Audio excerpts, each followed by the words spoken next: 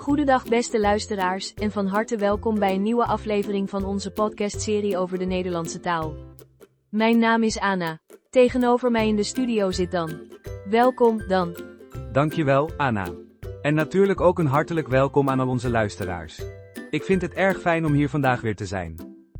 Vandaag gaan we het hebben over een heel praktisch onderwerp, namelijk ons uiterlijk. Hoe omschrijf je jezelf op een correcte en mooie manier in het Nederlands? Een uitstekend onderwerp, Anna. Het is immers heel waardevolle kennis voor situaties waarin je jezelf moet voorstellen of wanneer je iemand probeert te beschrijven tijdens een ontmoeting. Precies. Laten we gestructureerd te werk gaan en beginnen met de basis, de lengte en het postuur. Dan, als we naar de lengte kijken, hoe kunnen de luisteraars zichzelf het beste omschrijven? Dat kan heel eenvoudig. Als je lang bent, zeg je: ik ben lang. Ben je minder groot van stuk, dan zeg je: ik ben klein. En wat als je, net als de meeste mensen, een gemiddelde lengte hebt? De juiste uitdrukking is inderdaad: ik ben van gemiddelde lengte. Het woord gemiddelde geeft aan dat je niet opvalt door klein of groot te zijn. Duidelijk. En hoe zit het met de lichaamsbouw, dus het postuur?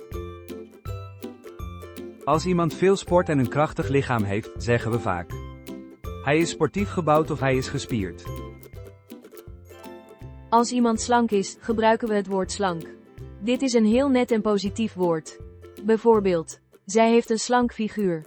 Als iemand echt heel mager is, hoor je soms het woord dun, maar dat kan in formele situaties een beetje ongepast klinken. Dat klopt, Anna.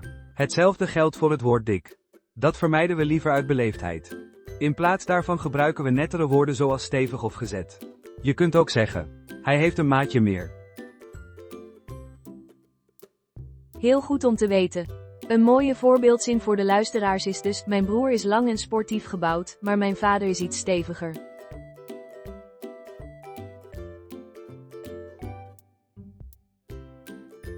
Laten we overgaan naar het haar, want dat is vaak het eerste wat opvalt. Hoe beschrijf je jouw eigen kapsel, Dan? Op dit moment heb ik kort, bruin haar. Maar jij hebt een prachtige bos met krullen, Anna. Dankjewel. Ja, ik kan zeggen: ik heb halflang, donkerbruin krullend haar. Maar als ik mijn haar stijl maak, dan noem je dat stijlhaar. We onderscheiden dus 3 hoofdtypen: stijlhaar, golvend haar met een lichte slag en krullend haar. En wat betreft de lengte spreken we over kort, halflang of lang haar. Voor mensen die geen haar hebben, gebruiken we het woord kaal. Bijvoorbeeld mijn oom is helemaal kaal. Wat de kleuren betreft, hebben we natuurlijk blond, donkerblond, bruin, zwart en rood. En naarmate we ouder worden, wordt het haar grijs. Tot slot hebben we nog de gezichtsbeharing bij mannen. Ik heb zelf een korte baard. En hoe noemen we de haren boven de bovenlip, Anna? Dat noemen we een snor. Een voorbeeldzin is: die man heeft een verzorgde baard en een snor. En als een man zich elke dag scheert, zeggen we: hij is gladgeschoren.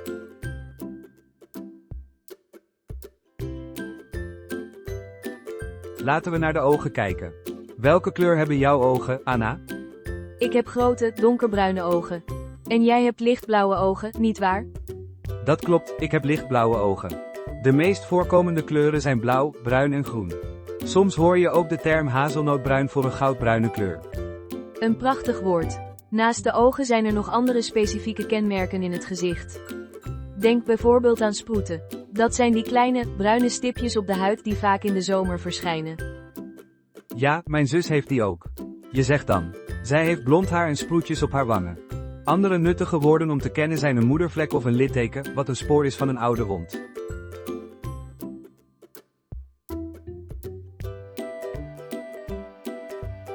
Tot slot is ook onze kleding bepalend voor ons uiterlijk. Anna, hoe zou jij jouw kledingstijl omschrijven? Ik hou van een stijl die zowel casual als stijlvol is. Vandaag draag ik een eenvoudige spijkerbroek met een nette, witte blouse. En jij bent vandaag heel comfortabel gekleed, Dan. Ja, dat klopt. Ik draag een comfortabele trui en een trainingsbroek. Dat noemen we een sportieve stijl.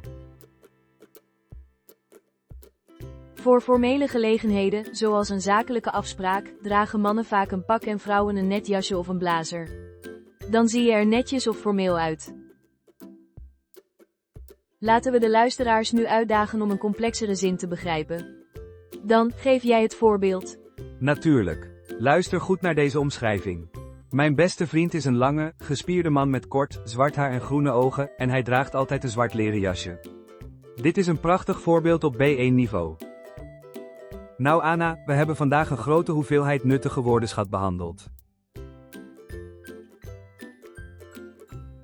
Absoluut. En vergeet niet, beste luisteraars, oefening baart kunst. Probeer vanavond eens in de spiegel te kijken en jezelf hardop in het Nederlands te omschrijven. We nodigen u van harte uit om uw eigen omschrijving achter te laten in de reacties onder deze video op YouTube. Wij lezen al uw berichten met veel plezier. Vond u deze aflevering leerzaam? Neemt u dan even de tijd om de video te liken en u te abonneren op ons kanaal. Hartelijk dank voor het luisteren en heel graag tot de volgende aflevering. Tot ziens en een fijne dag gewenst. Tot ziens.